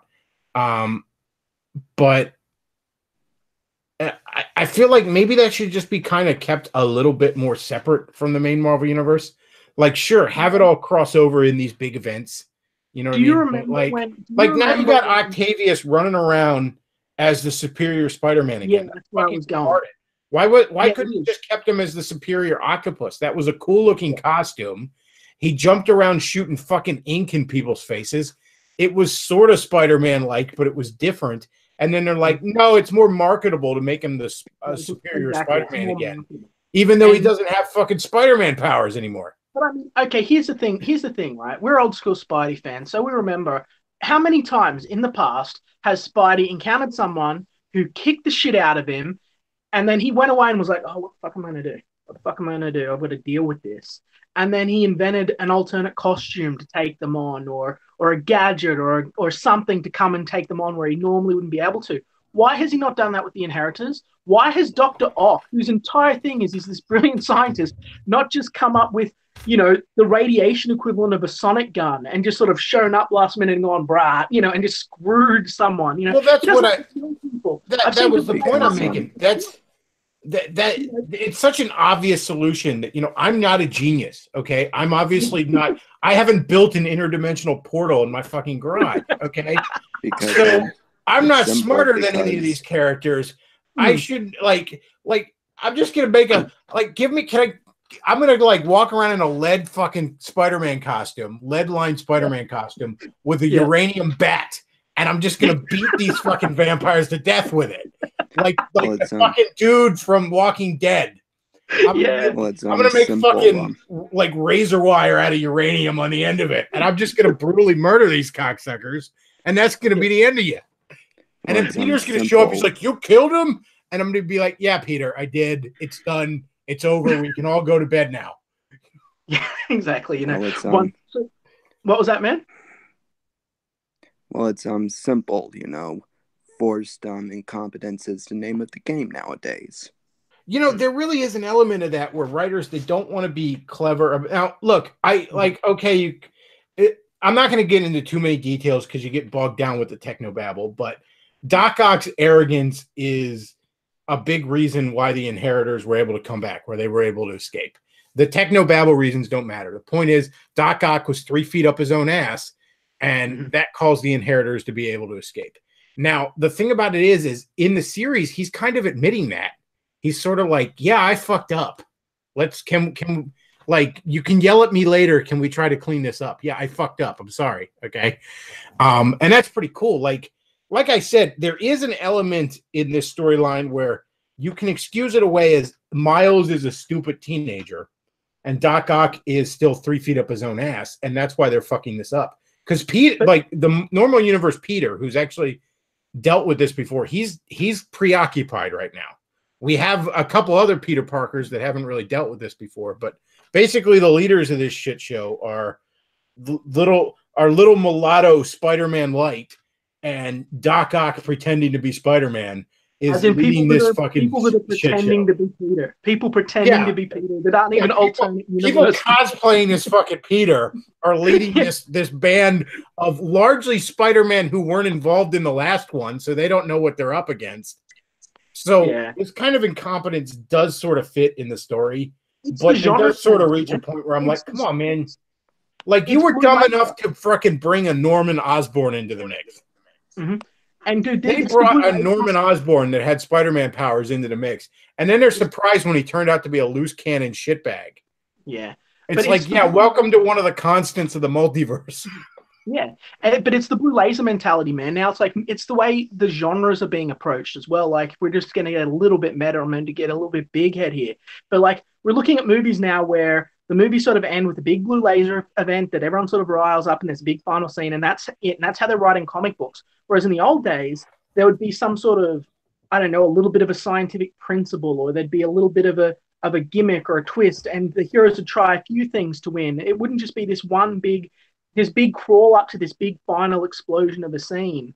There would be, it would be a journey. It would be a story. This is very much, look at all of these Spider-Man. Look at them all. Look at all of these Spider-Man. We're going to make shirts and posters and you're going to love it. And then there's going to be, someone's going to throw a switch and everyone's going to get trapped in a box. And we're going to do this again in another 6 months. That's, it comes down to writing, like, now this one, I think, is in some ways kind of a clever idea on how to force incompetence into the heroes. Again, everyone, most of these people involved weren't there for the first go around. There is a Peter Parker, an agent Peter Parker, who arguably should be in charge from the Renew Your Vows universe, but he doesn't know what's going on. He'd never dealt with these creatures before. He's like, okay, well, I don't know how to deal with this. So there's a good reason for the forced incompetence in this storyline. Yeah. But at the same time, because again, you're just left with the dumb teenage boy and Dr. Octopus running the fucking show right now. Mm-hmm. So there is a reason for it, but I would agree with you that there's too many where there's just not clever writing. Like, the first Morlun story, or Morlun, or whatever the hell his name is, a radioactive spider and there's magic totem, and obviously there's all sorts of bullshit involved that you have to accept the universe's internal logic. But he works within the universe's internal logic to come up with a clever solution of how to get out of this. Yeah, exactly. And that's what I was saying in the chat. By undermining that first victory, it makes everything else feel Pyrrhic. Because Peter, using the tools and the resources, again, in a classic Spider-Man style story, the way that you tell a Spider-Man story, Peter looks at the resources he's got, looks at what he doesn't have, tries to figure out a loophole, comes up with an out of left field solution that saves the day and helps him beat someone that would normally be unstoppable and unbeatable to him as Spider-Man. Was good. Now we're like 10 years on, however long it's been, and these people are just going like, if I copy the first Peter's plan and just change it a little bit, I'll win. And it's kind of like, fucking, you're ruining it. you ruined. Well, the first Spider-Verse story, what was cool about it was nobody really knew this even was connected to Morlun. It just sort of like people begin to discover that this is happening in universe after universe. I think it happened when, you know, Superior Spider-Man and was time traveling and he accidentally jumped over to another timeline and saw this was happening. And there was a big, like, nobody knew what was going on for a long time in Superior Spider-Man. There was a big, almost slight element of a horror movie mystery to it. And then this time around, I think there is sort of a clever explanation of, okay, well, Peter is stuck dealing with Morlun again, so he can't take the reins. So everybody that's running the show is an idiot. Even if they're a genius, they're an idiot when it comes to not pulling their head out of their ass. So again, it makes sense, but by and large, like, I stopped reading Web Warriors because there was just this element of like, let's just throw a bunch of it was fan service entirely. And I don't mind some of that. I'm a sucker for, you know, for that kind of shit. If you ever read Avengers Forever, there's this big scene where there's like Avengers from millions of different timelines all fighting. And it's just a big splash scene at the end that doesn't even serve a great deal of purpose in the storyline. But it's still cool to go through and like pick out all the characters and how many do you recognize and what issue of What If is this Captain America costume from. Man, that's cool, but that wasn't the point of the story. Yeah, there's an old issue of Thunderbolts way back in the day, way back in the day. And it was just, again, I was a stupid teenager, but there's this prison break scene in it, okay? And it's just all of these supervillains escaping from this fucking maximum security prison. And one of the most fun experiences I had, you know, reading a comic book was sitting there and looking at this huge sort of outpour of all of these villains and going like, wait a minute, Kane escaped. That's Kane. That someone drew Kane escaping from prison. Now, by this time, Kane had disappeared. You know, last time we saw him was with the Scribes. I was like, oh my God, is something going to happen? And just finding that little Easter egg, you know, now that as far as I know, that was the last appearance of Kane for forever, right? And the artist might have just been grabbing designs he liked and drawing. But and drawing them. But it was just fun to have this cool image of like all these supervillains and finding like they're all from different, you know, parts of the Marvel universe, you know, and sort of figuring out who everyone was. So I get the appeal. I get what they want to do, but I don't like the way they're handling. I don't like the way they're handling a lot of Spider-Man. I feel like what they should have done is if they were going to do this big crossover event, they should have had that Spider-Man's connection to science is fundamentally what made him very different to other alternate realities of Spider-Man. That would explain why he could figure out how to defeat them when, you know, defeat Milan and all the other guys when they hadn't, when no one else had. But instead, they just sort of did this big, you know, crossover where Spider-Man was just alternate versions of Spider-man, and we didn't really get to see one of the things, again, to defend these stories, because I do think they're pretty good. I think Spider-Verse, at least at its start, primarily wanted to be a character piece. It wanted to explore the interactions of these characters. There's a point in which the Spider-Man from the Spider-Man India series, which is basically an Indian version of Peter Parker. Like his name is some sort of Indian twist on Peter Parker. Like there's a moment where he's like super depressed because he thinks, okay, so there's like a million Peter Parkers and there's only one of me, Indian Peter Parker, however you pronounce his name. Am I just some sort of weird, like, you know, like twisted mirror image of him or something? And, you know, the guy sort of, you know, the one guy's cheering him up and he's like, you know, there's nearly infinite universes. There's probably dozens of you too. For all we know, you outnumber him.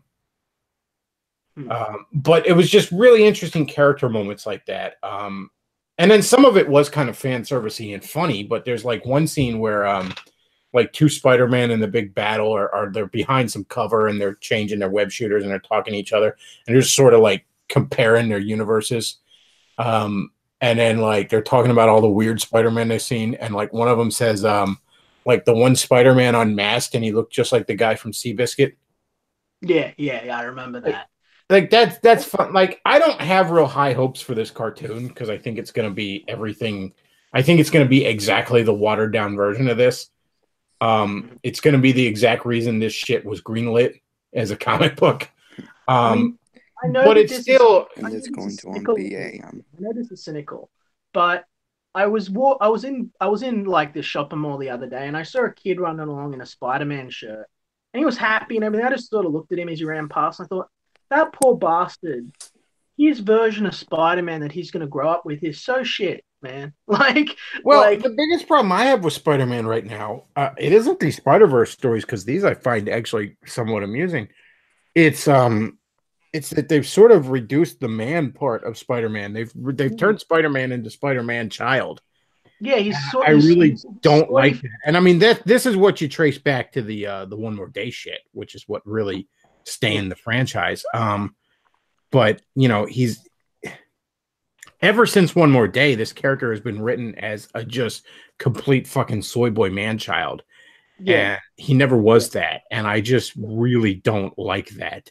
There's the famous panel we're all mocking lately where he looks like a fucking, he looks like he just was handed a Nintendo Switch by Luke Cage right before he goes to fuck MJ. Yeah, exactly. And he's like, this will keep you busy, kid. Yeah, I just. In fact, I wonder if this Spider-Verse movie is going to have a cuck subplot involving Miles. Yeah, it's gonna have a Peter's gonna have to watch Miles fuck Spider-Gwen. That's gonna be the end of it. That's the biggest problem I have with the Spider-Man franchise right now. These handful of goofy, fun crossover things. These are some of they're the only Spider-Man comics I'm getting now that Scarlet Spider and especially Renew Your Vows came to an end. How did they wrap up Renew Your Vows? It just sort of wrapped up a storyline, and then it was, I mean, they just sort of left it open to maybe like bring it back at some point, but they sort of just wrapped up their storyline, and then they were like, you'll see these Spider-Man, you'll see these spiders again in Spider-Geddon. In fact, the Spider-Girls tie-in mini to Spider-Geddon is almost just a continuation of Renew Your Vows. Like it almost, instead of being a separate miniseries, it should have just been tie-in issues of Renew Your Vows. Because what's her name? Annie. It focuses incredibly heavily on Annie, and then May teaming up with her, and that little Latina Spider Girl that no one likes hanging out with him. Arana was her name originally.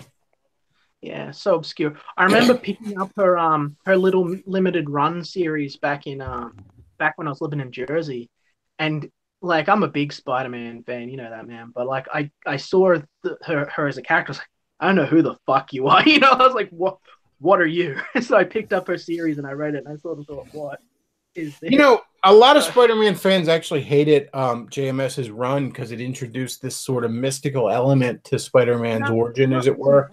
I was never bothered by that. I actually kind of liked it. I mean, I think it's good. It makes sense. And if you look at it from a continuity point, it fits in really well. It makes a lot of things previous make a lot of sense.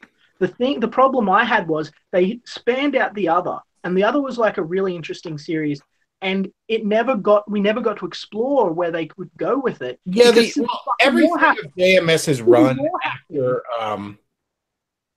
I can't remember it. Right before, that Sins Past storyline where there was like that weird goblin that was Gwen Stacy's kid or some shit. We don't talk about Sins Past. Yeah, nobody talks about that. But the point is, everything up until right before then is clearly what JMS had in mind from the moment he went on that character, and everything after that felt like at best him just going through the motions. Yeah, it was sort of like how Jeff Jones on Green Lantern really like had nothing left to say on the character after Blackest Night. Like after Blackest Night, you could tell he was just sort of spinning his wheels. He's like, I don't know. I guess he hangs out with the Orange Lantern some. I don't know. Fuck you. If you want to laugh, hunt down JMS talking about. I think it's to comicbook.com or whatever it is. It's a few years later about talking about Sins Past. Because that was forced on him by Quesada. He didn't want to write it. He didn't. Well, I know. I know One More Day was outright forced on him, and he actually Yeah, was about ready to take his name off of it. yeah, it's Um, very similar thing happened with very similar thing happened with fucking with Sin's Past. but I really get the impression that after the very end of the Totem saga, after that couple year saga of Totem shit wrapped up, that's clearly all JMS really had to say on the character. And it's one of those runs where, like, from his very first issue to right up until that point, you could see he knew exactly where he was going. So, kind of like how if you go back on Jeff Jones' Green Lantern run, because that's another perfect example, you can read the first issue of Green Lantern Rebirth, and you could see the seeds laid for Blackest Night like 4 years later. Like he knew exactly what he wanted to do. Because Blackest Night was actually conceptualized largely by Ethan Van Sciver. That was his baby. That's why he was so sour that he never got to work on it. But him and Joe friends.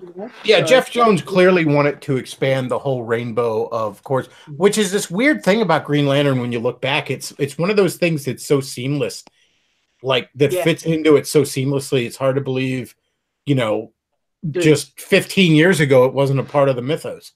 Exactly. I mean, exactly. It fits so perfectly. But with the Spider-Man mysticism thing, I'm sure that you remember, I'm sure a lot of people who read old Spider-Man comics remember that Peter has this kind of switch in his head where when he flips his little switch in his head, he jumps onto someone and repeatedly pummels them. He just punches the shit out of them until they stop functioning, right? He's done this to Firestorm. He's done this to like a bunch of people. He's done this to like Juggernaut. Yeah, he definitely, and I like to call that the nerd rage.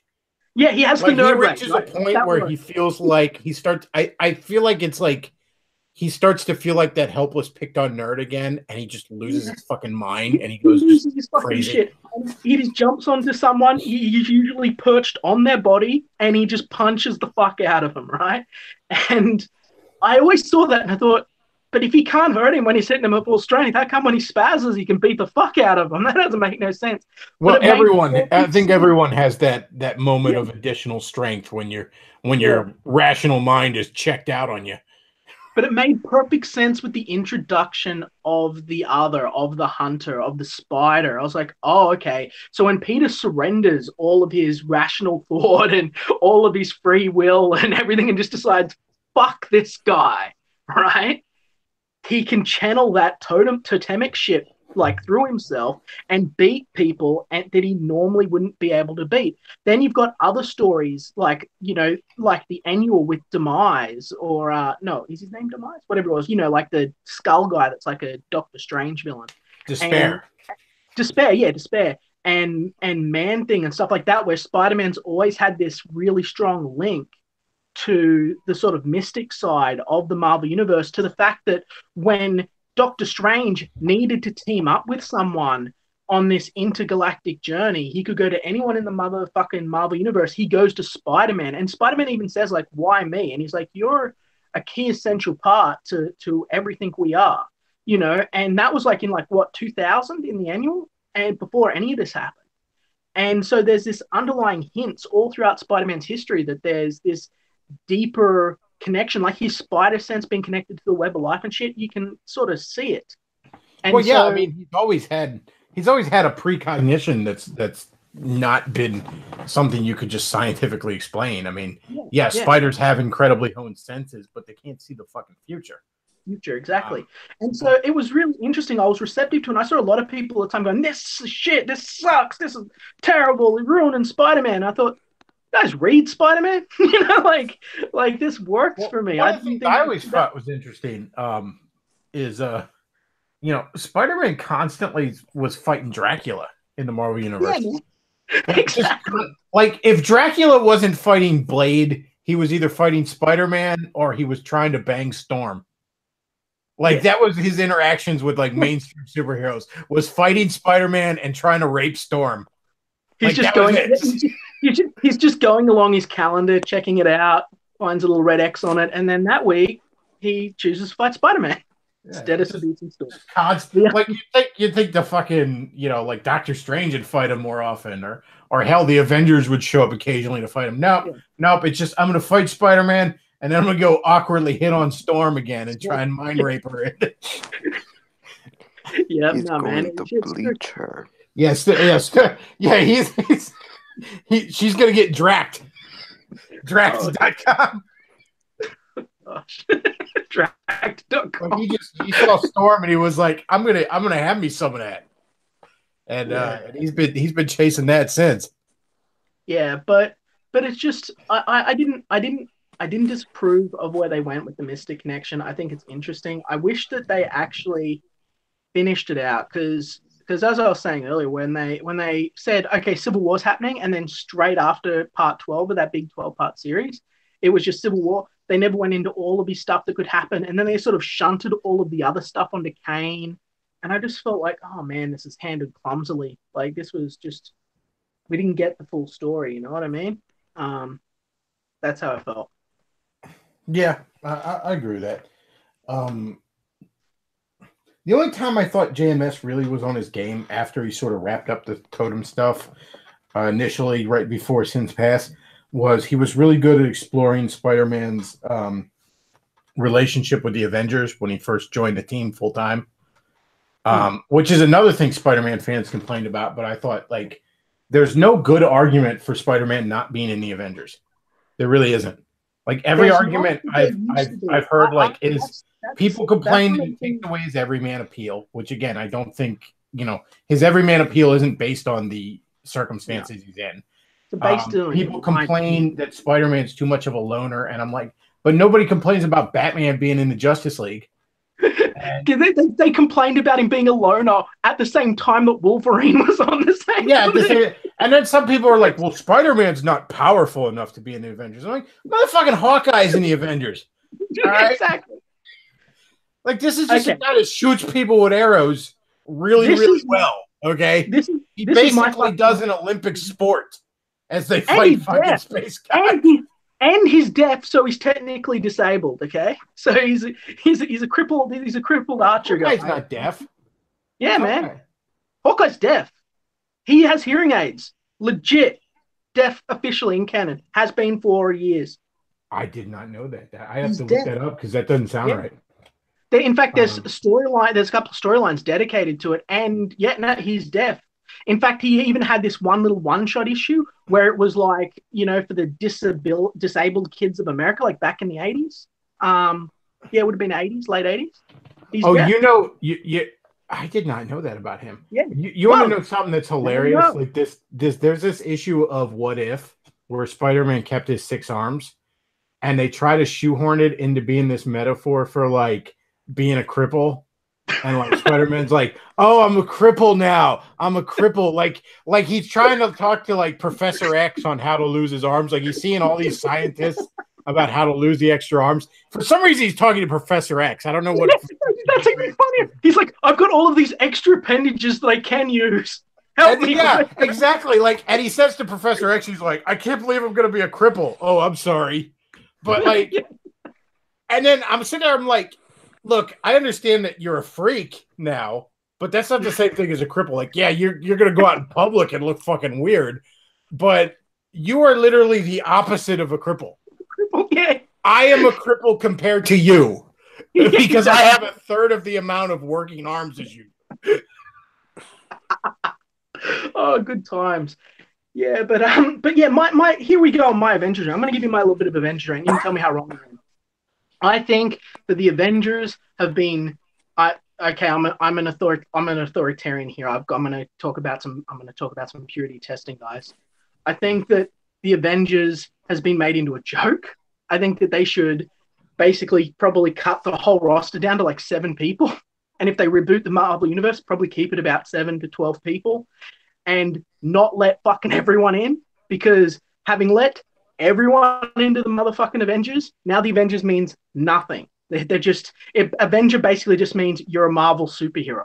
I always thought like an interesting Elseworlds tale would be like if the Avengers sort of I don't know, consolidated all the superheroes under one banner.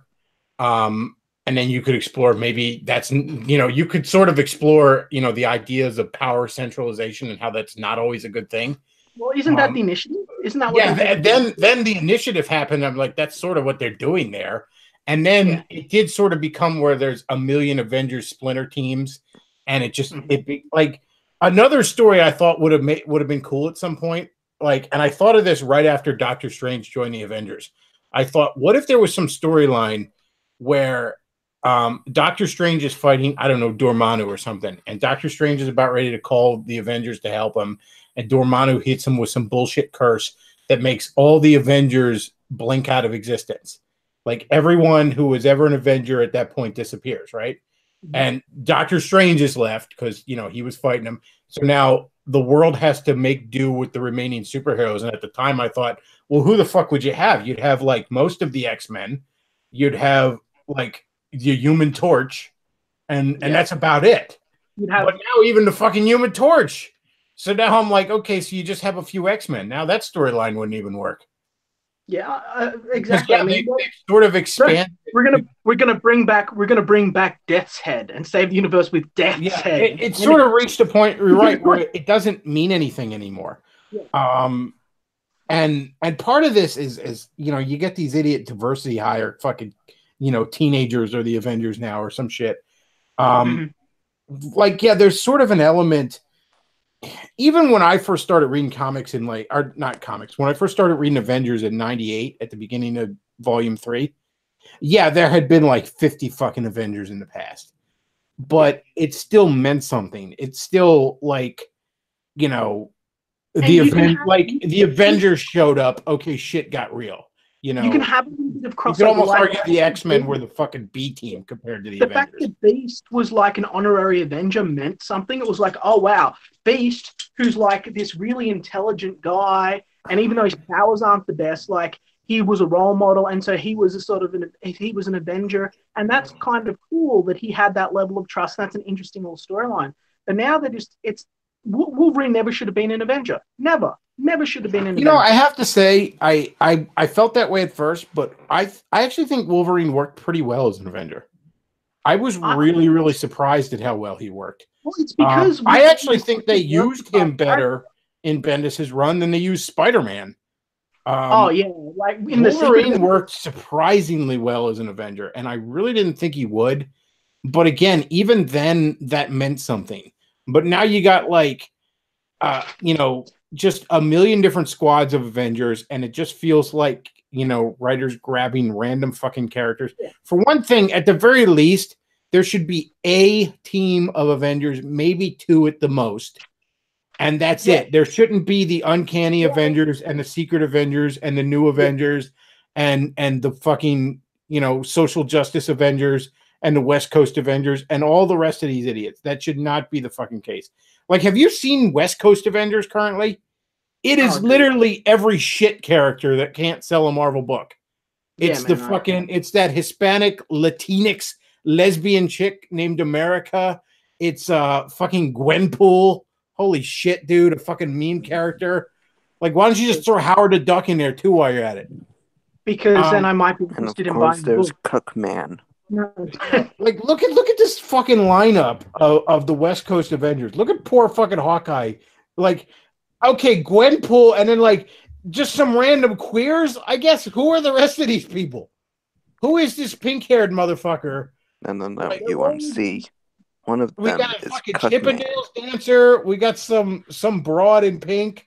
We got what looks like I guess Gwenpool is holding. I was gonna say it looks like a giant orange dildo in the background. Is that an Avenger now? This giant orange dildo, like, remember in The Simpsons when the fucking inanimate carbon rod, one person in the like that, this fucking giant orange dildo becomes an Avenger. It's the uranium rod that defeats the Inheritors. They take it. Yeah, that's the uranium rod that defeated the Inheritors. They made it an Avenger. God, look at poor Hawkeye. He's just like, kill me. Like, they couldn't help but draw him embarrassed on that cover. Like, dude, just fucking end me. Fucking Thanos. Get me out of existence. They're just like, so the big dildo Avenger would be like the tally of the group. Yeah. Like, just I fucking. It's a saw joke. that, and I'm like, wow, Hey, that looks like it's like you took every reason that I don't read much Marvel comics anymore and congealed it into one fucking comic book. Hey, Like, what is the cover price on this? What is it, like $3.99, $4.99, Yeah. something shit like that? You would have to pay me $3.99 to throw it away for you. Yeah. I need to be compensated for having to touch it. For having to touch it, or who knows what you're getting? Though. Just the soy. You touch it and your skin My would fucking soften. T levels dropping by the minute as I'm holding it. Your T levels just drains them away. I'm pretty sure if you read the whole thing, you turn into Blair White. Could you? Yes. Could you bring up Brodock? Brodock. That's like Modoc, but spelt with bro. Could you just bring that up on the screen for everyone to see, please? Brodock. Brodock. I'm going to tell you about Brodock. Gonna have a little bit of a laugh. I think I'd rather. Oh, is that the female Hawkeye from Young Avengers? Is that who she is? Yeah. You put two Hawkeyes. Are they both calling themselves Hawkeye on the field? Is that what they're doing? Bechtloff, it's not the female Hawkeye. That's not. She is just Hawkeye. She's just Hawkeye. That would be discriminatory.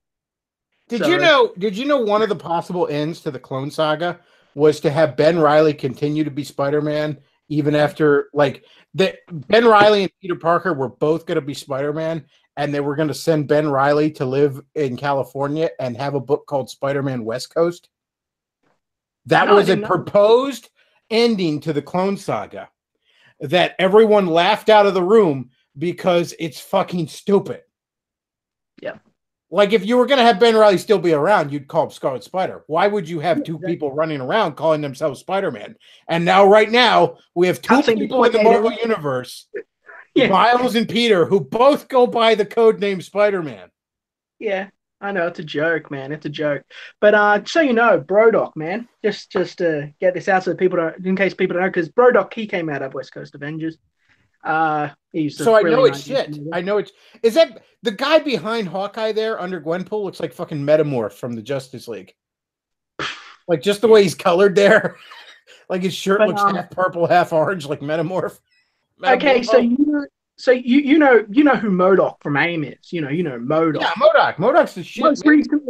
Most recently depicted as Trump. That was in an issue of Spider-Gwen, I believe. Regardless, that's who he is. That's who we're talking about.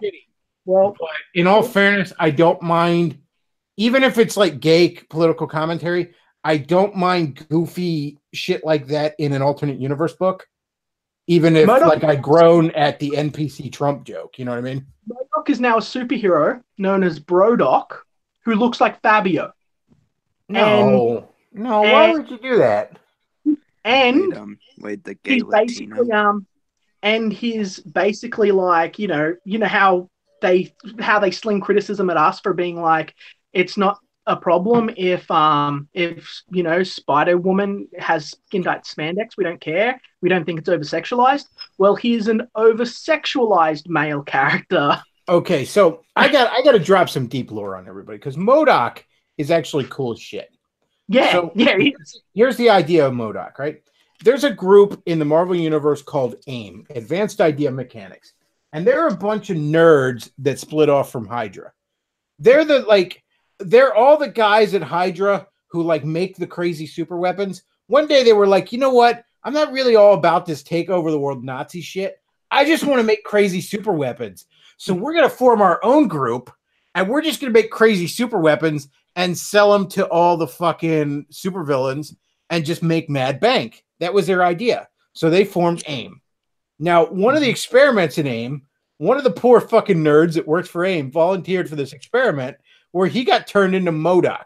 Now, MODOK you see behind the fucking golden Fabio here, where it's basically a fucking head with little gay fetus arms and legs sticking out of it, and he's got to fly around in this little like wheelchair because they were trying to give him all this psychic abilities and increase his intelligence like 1,000,000-fold. And they did that, but they also cursed him to be a giant robot baby fetus monster. Yeah. So that's the kind of shit I love in comic books, where some nerd working for a terrorist organization who's only there because he likes building crazy shit. They're like, hey, you want to sign up for this experiment? It's going to give you mind bullets What and make you the super fuck smart. is that? And he's all like, Like, yes, I want to sign up for this experiment. And then he gets turned into that fucking monstrosity. That is what makes comic books cool. He's a super sexy gay icon for you, man. There you go. And a superhero. Wait, guys. Okay, you talk about over-sexualizing. Right in the middle here, they draw the fucking dick muscle. You know that like muscle you could see it coming out of his pants there a little bit. That when you're so tight, you can see that muscle that like literally you could close your urethra with that fucking muscle right there. All right, forgive me for mispronouncing stuff. You know the good captain is co-hosting tonight. But they literally you draw in the dick muscle basically there. Well, yeah, exactly. But they did it because they thought that we would. They thought that we would have autistic screeching, right? But instead, we just laughed at how fucking stupid they are and how they're just ruining everything. They're just going to hang themselves and then wonder why. What's your question? Sorry. The girl in purple. I'm not sure if she's actually old enough for him. She does look like she's fucking 12. But that's mostly because the person that made this comic book can't fucking draw. And this is good art by modern Marvel standards too. That's a sad fucking thing. Yeah. Like look at her, look at the look on her face. She looks like she just smelled a fart. Like oh, man, fuck Marvel Comics right now, man. Fuck them. I know, man. I'm sorry. Like I am here. The last so what the Marvel comics I were reading, I read the Cosmic Ghost Rider miniseries. I guess in context that the look on her face makes kind of sense. But I read the Cosmic Ghost Rider series. It was fun.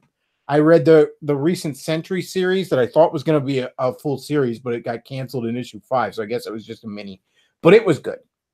I read Scarlet Spider and Spider-Man Renew Your Vows back when they were going. They were both good. All of those were either miniseries or fucking canceled now. So literally the only Marvel comics I'm reading are the Spider-Geddon shit. I'm reading Spider-Geddon and I'm reading all the tie-ins and I'm having a blast with it. And as soon as it's done, I'm likely going to not be reading any fucking Marvel comics. Mm-hmm. I'm reading like Star Trek comics and Ninja Turtle comics and Ghostbusters comics way more than I'm reading Marvel. I don't really read much at DC except for most of what I read right now are the like crossover miniseries that companies are doing. You know, because those end up being fun. Like if you have like a Batman Ninja Turtles miniseries or a Justice League Power Rangers miniseries or even something goofy like fucking Star Trek Green Lantern or Star Trek Planet of the Apes, those are going to be fun. Like because when you get those kind of minis, like the companies involved want to show those franchises in the best of light. And so they kind of want to reduce them to their like core and tell a story that way. That's all I read anymore. Like 90% of what I read is like an issue of fucking Transformers versus Star Trek or something like that. Dude, and you're not alone. You're not alone. The Turtles book I read at IDW is the fucking Urban Legends Turtles book. That's just a reprint of the 90s Image stuff, only colorized.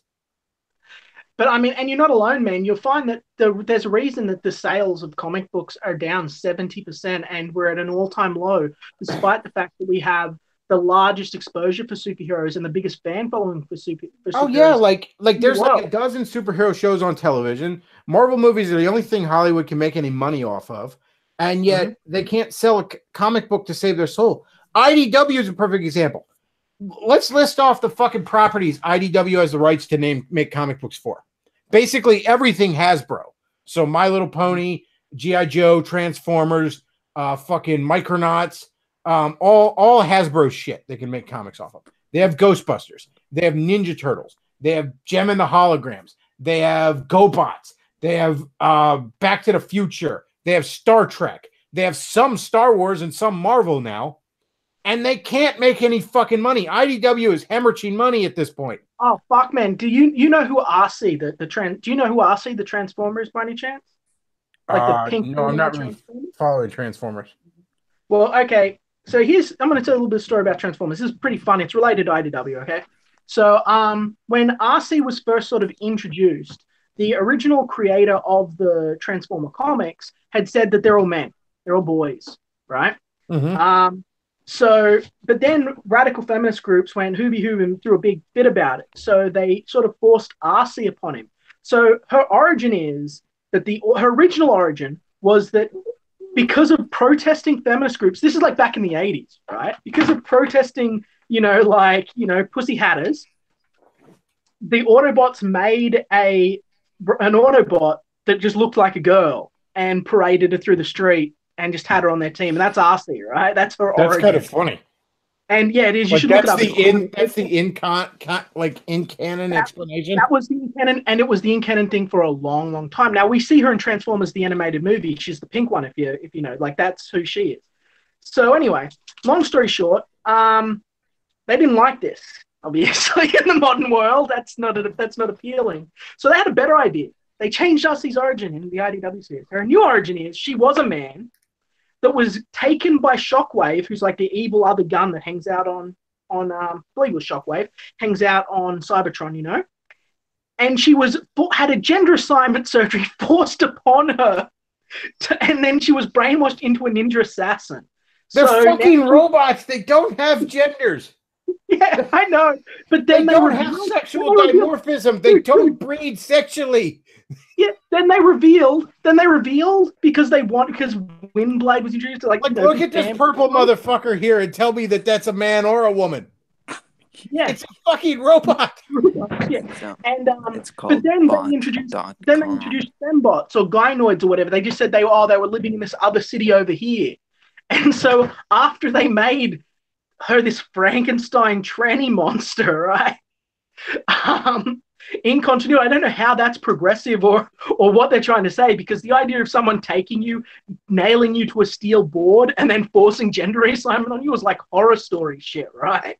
But then they just basically what they do to children, so I guess they approve. But they were actually girls the whole time. They were just over here. It's just a mess. It's just an absolute mess. Yeah, and the one thing I heard they did in G.I. Joe is, I saw this panel where they had like this new G.I. Joe team, and they were talking about how they're all a bunch of losers that couldn't even pass PT tests. Yeah, this G.I. Joe team went from being this elite group of paramilitary fucking soldiers to now it's the people that flunked out of fucking basic. And that's G.I. Joe now. And then they killed off Snake Eyes and they replaced him with a Latinx. Yeah, I know. Right? Yeah, that's what everybody wanted. Yeah, we want to see how. I wonder why the only G.I. Joe comic I read at IDW in the last several years was when they had that crossover with $6 Million Man. Because there weren't a bunch of fucking losers and trannies and shit in it. There was, half the characters hadn't been replaced by a Latinx. I'm gonna look. What if G.I. Joe fought Lee Majors? I'm gonna shake up your memories here for a little bit, man. Do you remember Mask? I knew of it. I never really was into it. Well, they put on their masks. They had the transforming vehicles, and they could do all weird shit. Mm-hmm. They're holograms, man. I didn't know this until like last week. All the shit they're doing, they're like shooting fucking holograms at each other. So like when you see them like shooting a sandstorm at someone, it's just a fucking hologram. Or shoot like a whirlwind at someone. It's just they could have just kept driving. Like they're steering off the roads into walls and shit. It's all just hologram technology. It's all over like the toy packaging and all of that, like the franchise. And I thought, whoa, okay. Like I had no idea. I thought that these were like cool. I guess that sort of fits with the name. Yeah, exactly. It does. But I mean, I didn't know. I had no idea. The only thing I remember of Mask as a kid was I think my one cousin had the truck and I thought it was kind of cool. But I never really played with it because like all I ever played with was the Ninja Turtles and it wasn't to scale on them. Yeah. But yeah, I never really knew much about it. I do know that IDW they actually put all of Hasbro stuff. Well, not all of it. I guess not like My Little Pony. But like Hasbro stuff like Mask and Transformers and G.I. Joe, they officially established it is a shared universe between them. Well, I mean, that's why I mentioned it, because one of these guys, I can't remember which one it is, but they took one of the guys out of Mask and he's a member of G.I. Joe now. He had something to do with that book of people that were you all suck too much to be soldiers, so we're going to put you on our elite crack team. Like, and they put motherfucking Skywarp. Okay, so Skywarp, I know you don't know much about Transformers. Skywarp was one of those jets, like Starscream, right? He's the purple one. He had the special superpower that he could like teleport, right? But they took away his ability to teleport, so he felt like he was handicapped in a way, even though he's like this fucking 60-foot tall motherfucking robot. And so they put him on the team of the retards. So you got a guy in a wheelchair and all of these people that are differently abled, and this giant fucking transformer, and his shortcoming is he can't teleport. Well, that sort of wrapped up with Megatron coming up to him and being like, "Hey, I'll give you your ability to teleport back. Just betray the humans and come back with us." And so Skywarp's like, "Oh, all right, cool, I'll do that." So Megatron takes him back to this giant spaceship, straps him to a metal table. You don't know where this is going to go. Straps him to a metal table, just pulls him apart, and uses him as an interdimensional warp drive for the Decepticon fleet. Like, just tortures the fuck out of him. I thought he was just going to turn him into a girl. Yeah, well, I mean, that's where it could have gone. You know, it's just crazy IDW times.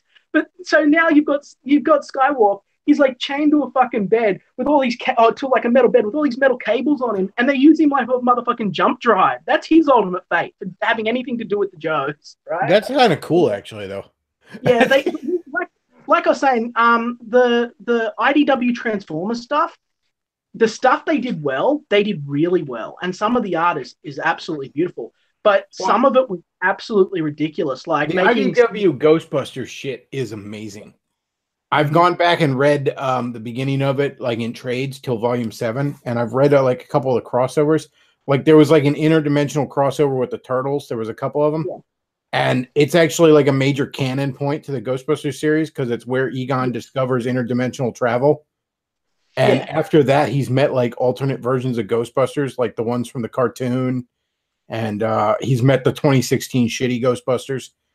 And they're rebooting. That's what I was going to mention earlier. They're rebooting Ghostbusters. We're going to get a new movie, but I have I heard that. I don't know. We'll see. We'll see where it goes. I most of my life I've been hearing rumors of Ghostbusters 3, so we'll see. Oh, this is a good. That's a fair call. But anyways, the Ghostbusters series is really great.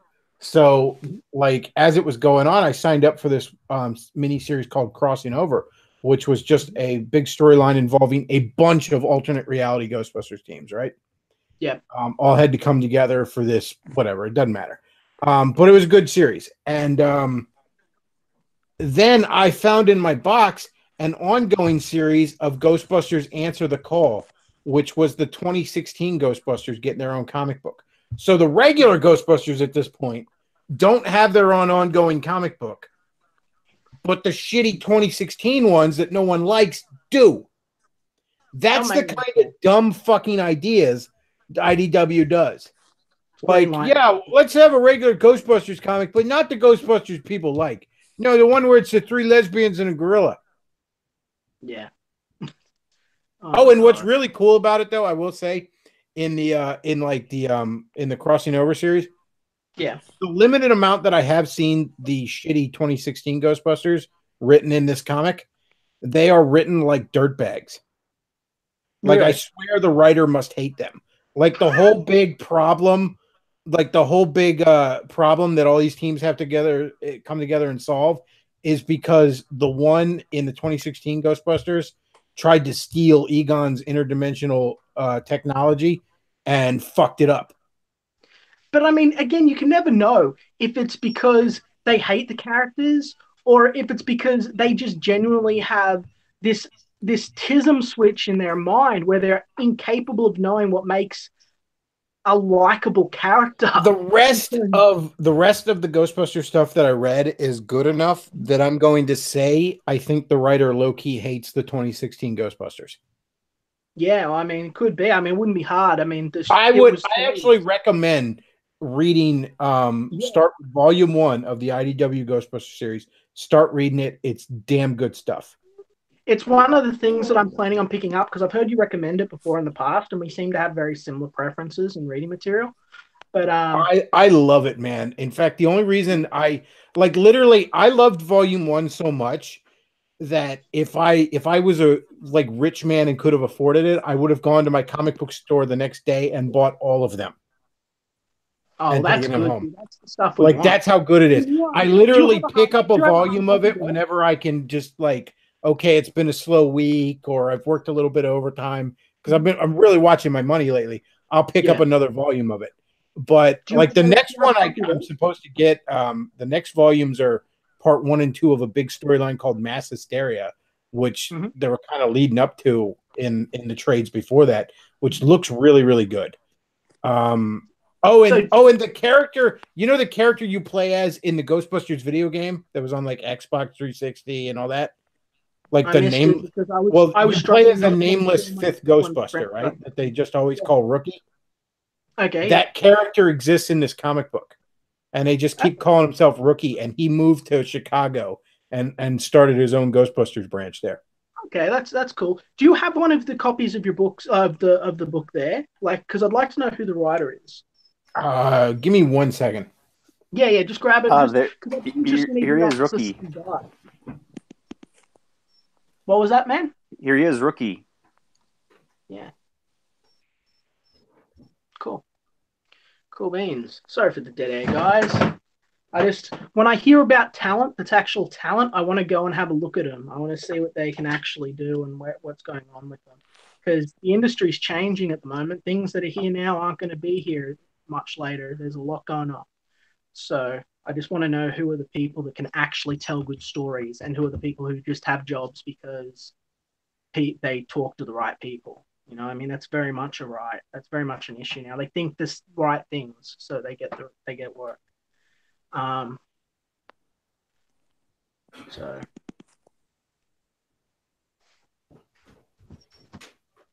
I've got a puppy here going nuts. I think he needs to go out. Come up here, buddy. Wish I could talk to the chat. Alrighty, I'm back. Yeah, the first one I read of the IDW Ghostbusters was actually the Ninja Turtle crossover. Yeah. And then I eventually went back and read it, but let's see. Who is the writer? The art's Dan Schoener, and I'm pretty sure he's the artist throughout like basically the whole run. But it looks like it's written by Eric Burnham. Now this is volume 1, so I'm not 100% on whether it's the same writer all through, but I believe it is because it feels very consistent in direction. Well, I mean, that's good. That's what you want. You want consistency because, again, that's something that we're missing. We used to have these sort of soap opera style stories where you could get to know the characters and you could sort of feel things out and there'd be this natural ebb and flow. But now we're going for this big flash in the pan stuff. Guys, I'm going to have to bail. I've loved talking. I hope everyone in the chat has a great night. But I've got to you know what? I'm going to probably bail too because I want to finish my Christmas tree. But yes, check out the IDW Ghostbusters. It's absolutely fantastic stuff. If you like Ghostbusters, and if you don't like Ghostbusters, you're wrong. You should check this out. Hell, they even have Gregory Peck, the EPA guy, as a recurring character, and actually flesh out a tremendous amount of depth to him. That's awesome. But like I said, I have to go. I'm very sorry. It was great being on here, Chris. It was good talking to everyone. I'll be in touch. All right. I am going to go ahead and wrap this up because I've been going on for a while, and I do want to trim my tree before I fucking go to bed. So, everybody, I want to thank you all for listening. Thanks to two callers there. And, yeah, we're going to go ahead and wrap this up. Happy Thanksgiving, everybody. I hope you have It's true. Hope you had a good day. This man has no dick. Indeed, he does not. Why did I say Gregory Peck? Walter Peck is his name, not Gregory Peck. That was a fucking actor. But yeah, Peck, the dickless. But yeah, good stuff. I highly recommend checking it out. Like just pick up volume 1. Start at volume 1, man. It's it's $17.99, and I guarantee you can find it cheap on Amazon, cheaper than that. So pick up volume 1, man. It's fucking like here's a wonderful taste of like what's kind of like there's this spirit character that appears to Ray in dreams a lot, which was Dan Aykroyd's character in the movie, and the spirit character looks like John Belushi from Blues Brothers. So just little nods and references like that in it, just it's just fantastic stuff. I highly recommend it. All right. Well, I'm gonna go ahead and wrap this up, folks. Thanks for listening. And yeah, Bechtloff out.